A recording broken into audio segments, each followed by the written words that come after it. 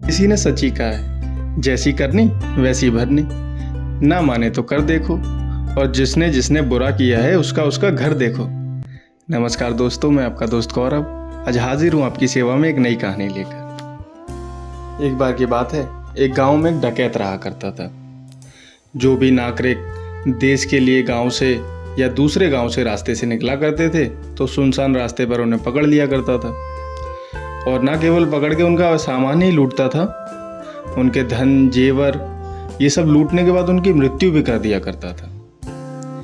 और ऐसा चलता गया, करते करते करते करीबन उसने 50 मर्डर कर दिए थे, यानी 50 हत्याओं का पाप उसके सर पर था। ऐसा चलता गया और ये उसे भी भान नहीं था कि वो क्या कर रहा है। उसके हिसाब से तो वो अपने परिवार का भरण पोषण कर रहा है और उसकी नज़र में वो सब कुछ सही था। एक बार एक साधु महात्माओं की टोली वहाँ से गुजरी तो उसने उन्हें भी पकड़ लिया और फिर पकड़कर बोला कि निकालो क्या क्या है तुम्हारे पास। साधु महात्मा क्या ही होगा उनके पास।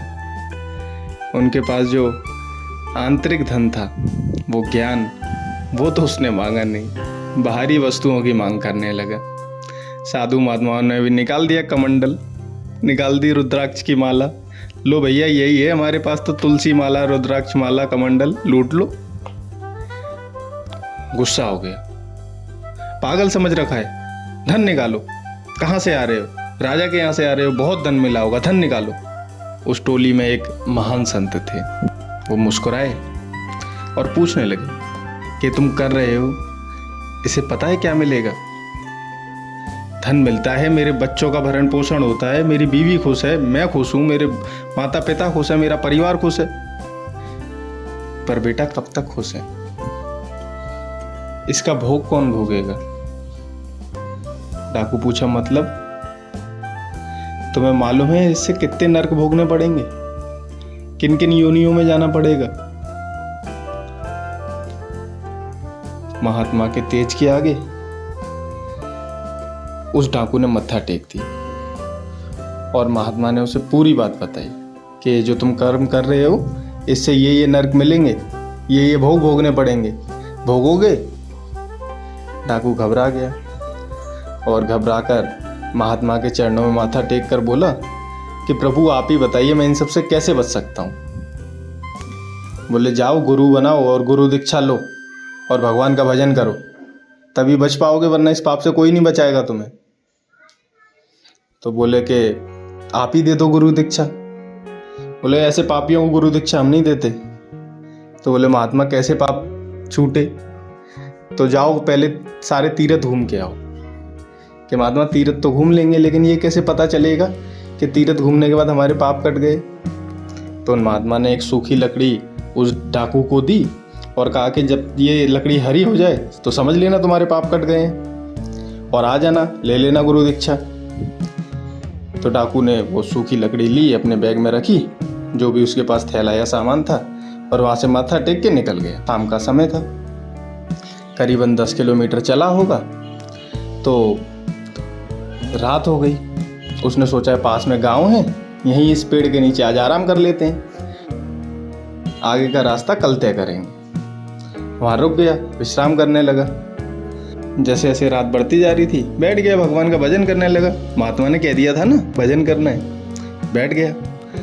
कुछ देर बाद सुनता है कि पेड़ पर बैठे 5 चोर बोल रहे हैं कि हमने इस गांव में कल चोरी की थी, इन लोगों ने हमें बहुत मारा था, आज बाहर से पूरे गांव को जला देंगे और यहाँ से निकल जाएंगे, इन्हें भी अच्छा सबक मिलेगा गांव वालों को। और वो डाकू नीचे बैठा बैठा सुन रहा था। उसने सोचा जहाँ 50 हुए वहाँ 55 और सही, 5 मर्डर से क्या फ़र्क पड़ रहा है, तीरथ तो जा ही रहे हैं, पाप काट ही लेंगे, कम से कम गांव तो बच जाएगा।